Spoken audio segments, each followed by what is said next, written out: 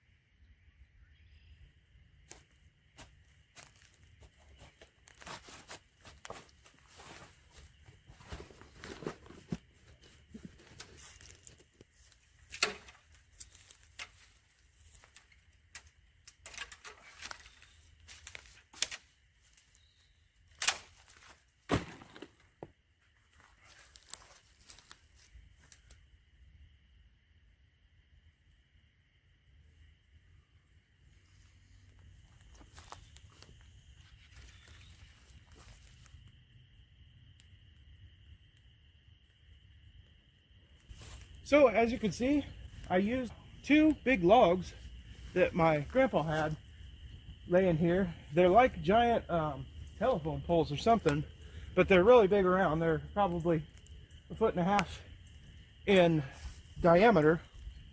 And for a long time, I mean over the course of the last year, I've been wanting to try this camp out. I've been wanting to try building a lean-to right off of the log, using the log as a back wall. And this is a perfect spot. It's accessible from the road. And the good news is there's tons of firewood. This tree has fell down and it needs to be removed. So I'm just going to burn this tree as firewood and stay here. Now you might notice that there's an old shed back behind my shelter. That was called the Strawberry Shack. At least I remember it being called the Strawberry Shack when I was a kid. But it's been here for many years. So I'm going to call this a new campsite, and I'm officially naming it Strawberry Bottom.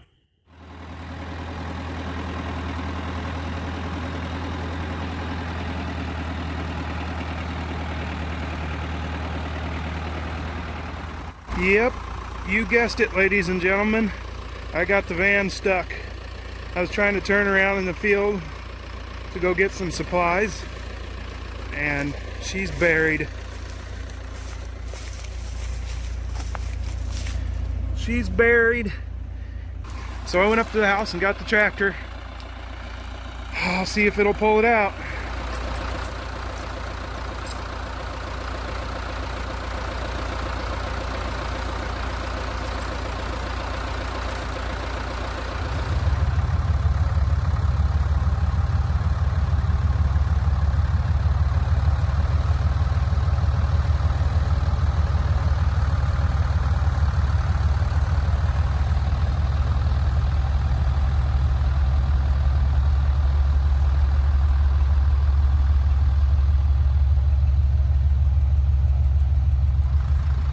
Alright, that was a success, but it is still a lot softer than I thought it was. I don't know. I need to get some things from the cabin, and I still need to get some things from the house. Now I have two vehicles back here. So I'm going to have to figure this out. But now my van tires are wet and muddy, so now it's going to want to slip and slide everywhere I go.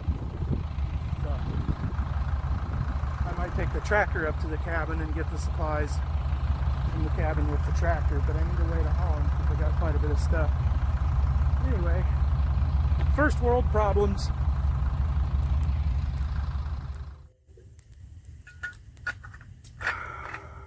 Alright, so I got all the work done, and now it's just time for some relaxation by the fire. It's such a beautiful moonlit night. We've got a waxing gibbous going on. We're going to have that all week, providing it's not cloudy. And I got my firewood cut. I got a nice pile of firewood, and got a nice fire going. And temperature is going to drop down into the 40s tonight. So nothing that bad at all. In fact, I didn't bring the my regular sleeping bag, my Arctic sleeping bag. I just brought some of the blankets from the cabin. So hey, we're going to be good to go out here. And one of the things I wanted to talk to you about is I'm not going to do a supper tonight because in honor of the Lenten season, I am doing some fasting. And so I'm on the end of my second day. I might only do 2 days, maybe 3. I don't know yet. We'll see how I feel. But I've got 3 reasons why I want to do it. One is it's Lent, and it is the season when everybody fasts. Next weekend is Easter. The second reason why I'm fasting is I want to cleanse my body. I've been eating a lot of garbage lately and whatnot, and I think it's time to just give my internal organs a break and run some water through the system and clear it out. The third reason why I'm fasting is when you're in the bush, if you were in a survival situation, you might need to get used to not eating for 2 or 3 days. You might have a big kill, you might gorge yourself, or you might find a bunch of wild edibles, but in the meantime, you might have to survive on very little to nothing. So getting used to camping and going to bed with no supper is a good survival practice. Do I want to do this? Absolutely not. No, I don't want to fast. I've never liked fasting. I've never enjoyed it. Some people say they feel great after a couple days and they can just go on for a long time. I know people that do it for like 10 days. Not me. No way. I'll probably break my fast tomorrow or the next day, depending on how I feel. But hey, I think it's really good for you. I think there's a lot of health benefits. So we'll see how things go. But that's really it for tonight. I'll see you all tomorrow.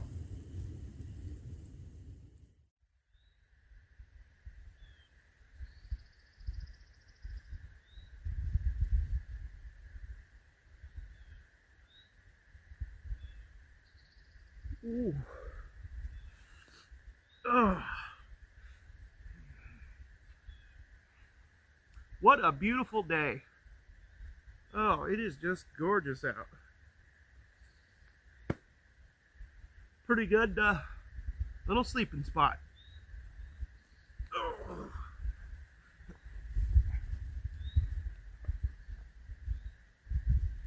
Had to change into my shorts this morning as it got up. It's about 72 degrees today.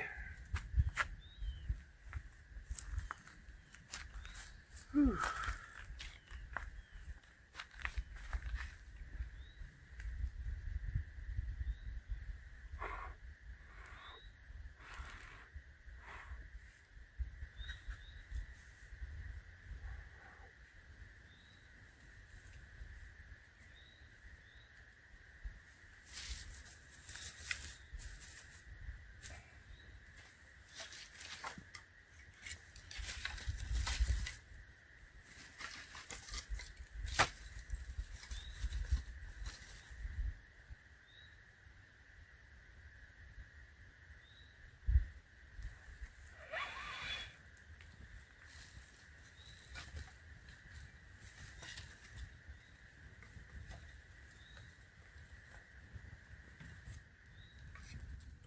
I'm still going to start the day with my coffee.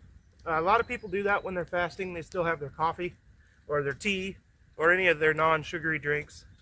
And some people have a little bit of broth. Some might call that cheating. But you do have to keep the salt levels up to some extent. You do need some salt. Anyhow, let's talk about pot hanging systems. You've seen me use, like in the video with Little Shooter where we made the roasted chicken, you've seen me use 2 Y branches holding a stick up to hold the pot down. You've seen me use tripods numerous times.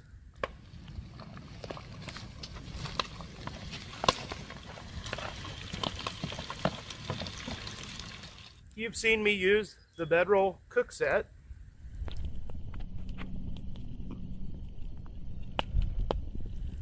And you've seen me use a stick in the ground at an angle.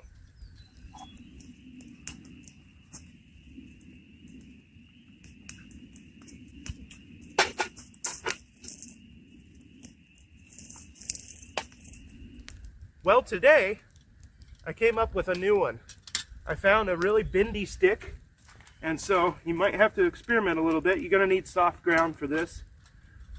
But we're going to put the bendy stick in the ground, and the weight of the pot should hang down on it. You might have to make a notch in the pot in order to get this to work right. But I'm going to put it at more of an angle. And just like that, you have a pot hanger out of just a simple green stick shoved in the ground, bent over. You might want to put a little notch there so your handle don't slip off, but that will do the trick just as easily as a tripod.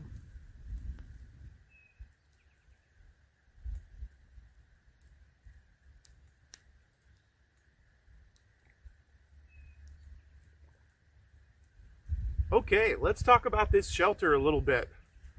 This shelter is a really simple setup. I got here just maybe only an hour or an hour and a half before sundown last night. Got a late start, but I was still able to have a glorious camp out by doing a simple setup like this. Simply nailed it to the log, stretched it out, cut some sticks, some poles, tapped a nail in the top, ran it through the grommet, ran a guy line from that, pegged a post, pulled it tight. It's pretty self-explanatory how it works. What's really cool about it is, if the weather would have turned on me and it would have rained, I could simply pull it off of the poles and tack it down to the ground. And then you have a waterproof shelter. I'll go ahead and demonstrate that. All I would have had to have done in the night is pop the tarp off, loosen this up, pop the tarp off the top, and peg it to the ground using whatever I could find.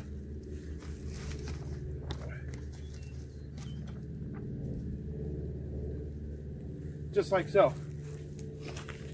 And I could easily do that on both sides if I wanted to.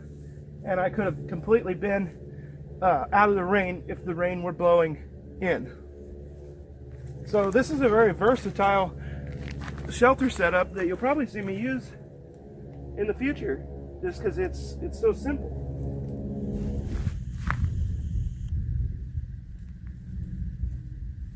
When you're sitting by the fire and the center of the fire burns out, but you got all these pieces around the edge, you need a way to move those pieces into the center of the fire, right? So most people just grab a stick and they start fiddling around with the fire. But it's hard to pick up a stick with just one stick. But if you take a Y stick and a flat stick, now you have control. And you could pick up pieces just like you have some sort of tongs. Now there's other ways you can do this too.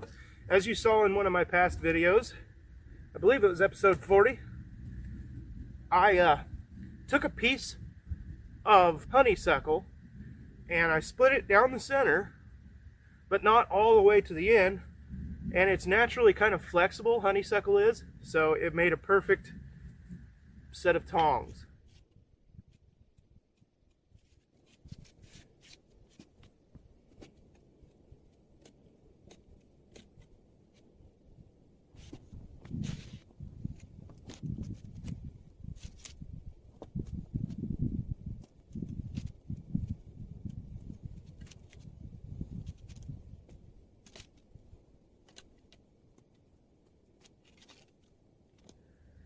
Here's another way you can do it. Get yourself a piece of green wood, baton it in half.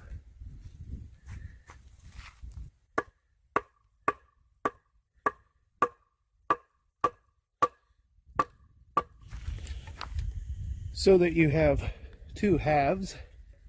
Then put the halves together and simply use cordage to connect them, and just lash around them several times.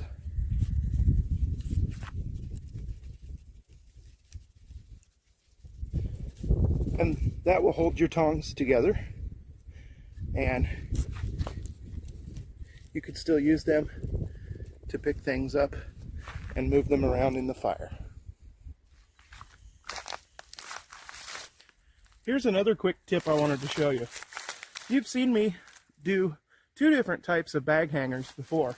You've seen me do a bar across, and you've seen me do a toggle hung from a string.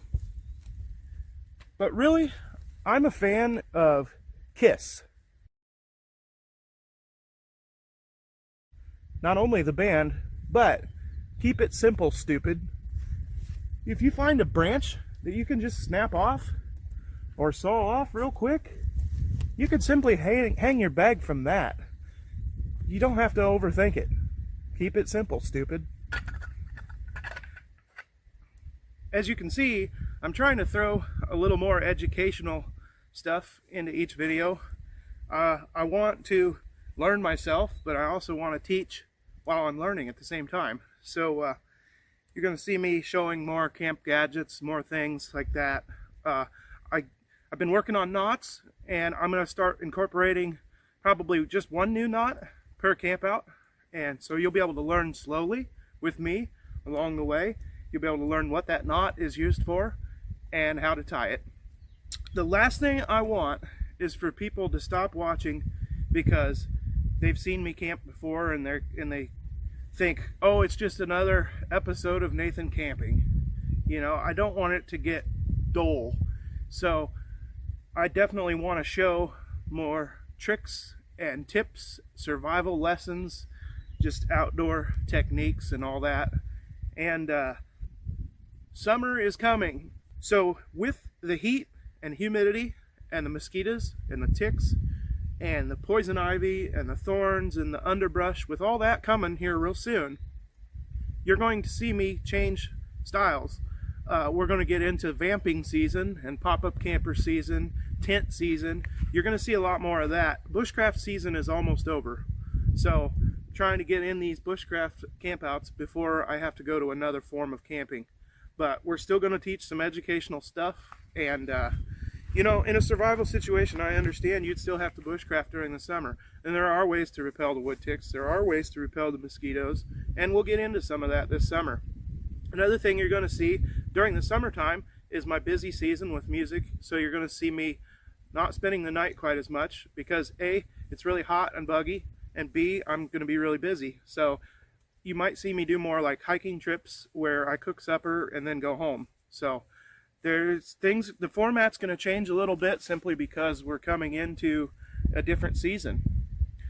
Anyhow, hope you enjoyed this real simple episode. I apologize, no food. I'm on day 3 of my Lenten fast, and I am not hungry yet, but I'm never hungry in the mornings. I'm never hungry when I first get up, so we'll see how things go. But this has been a beautiful camp out. Get the creek meandering behind me, and it's just awesome.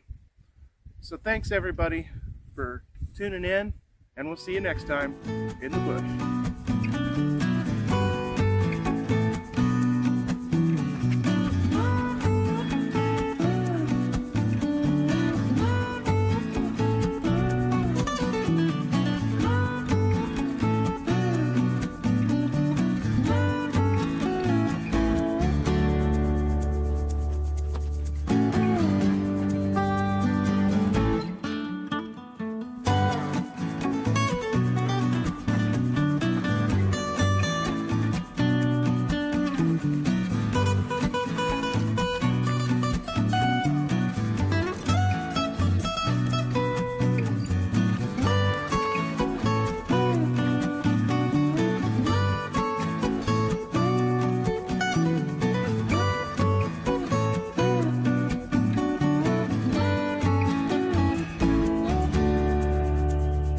Well, hey everyone, you stuck around. That means you really must like In the Bush because you watched this episode all the way through. I want to give a quick update on the cabin. I had a really busy winter. Some bad things happened, and I was not able to get back here and work on the cabin much. I was able to get back and stay a few times, as you saw, but as far as construction, without being able to drive back here with supplies, tools, you know, all that, it was just really, it just had to go on pause.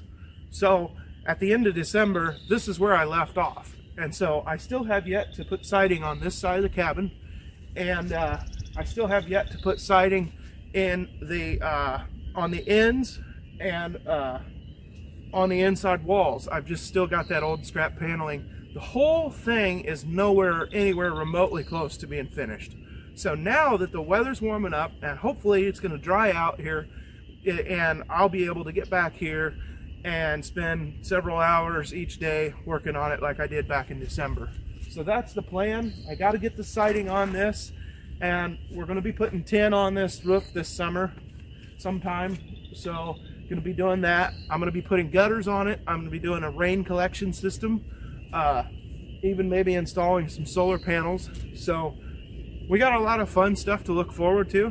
Oh, and then the inside of the cabin, I've got a pretty good idea of what I'm going to do on the inside, and I've got trim, and little Shooter gave me some cool curtains for Christmas. So I mean, it's going to be decked out when it's done, but it's still going to be just a little while. Also, I got a new wood stove coming. I think I do anyway. I need to check on it, but it's well, not new. It's a used wood stove that somebody gave me. So all kinds of fun stuff going on at the cabin. I just got to get it's just got to get dried up so I can start driving back here with supplies and materials and everything, and then we'll be good.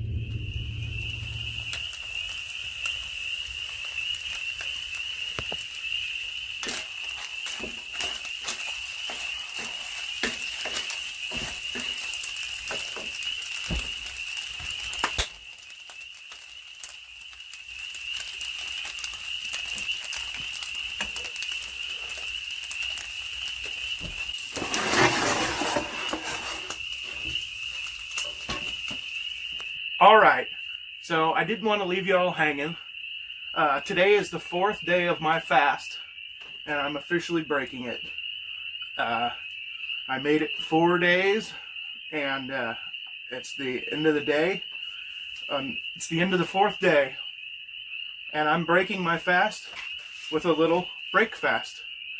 That's why breakfast is called breakfast, because it means you're breaking your fast. When you go to bed at night, you fast until the next morning when you have breakfast. So I thought, how much more appropriate could you get than breakfast sandwiches to break my fast? So I got some little pancakes that little Shooter gave me, and I just piled some eggs and some ham and some hash browns and whatnot on them, and gonna use some of our homemade maple syrup, of course. Gonna pour that over them. Oh man, you have no clue how excited I am to break this fast. Oh man. And no fast gets officially broken without a step 2. I've waited 4 days. Oh. Here we go. Breaking the fast.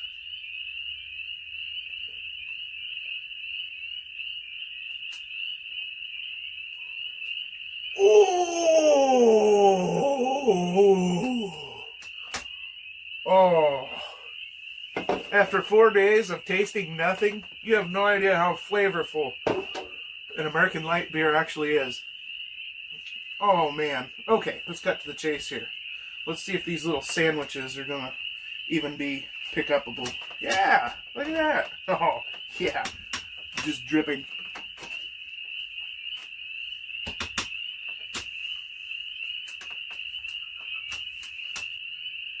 Thank you, Lord, for this food.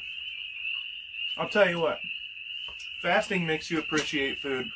It makes you realize that there's people all over the world that are actually starving, and they're not doing it on their own will. That bite of food is one of the best bites of food I've ever had in my life. You know, we need to stop.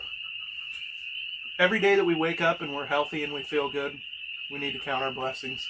And every day that we can put food in our gut, we need to count our blessings. This is incredible. It really teaches you a lot, you know, to go a few days without eating.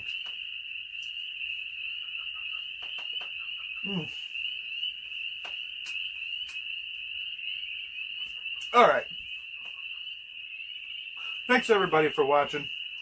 I'm going to mow down, and I even have some soup for a little bit later. I'll fill my belly with a bowl of that soup right before I go to bed. Stoke up the wood stove. We'll see you next time.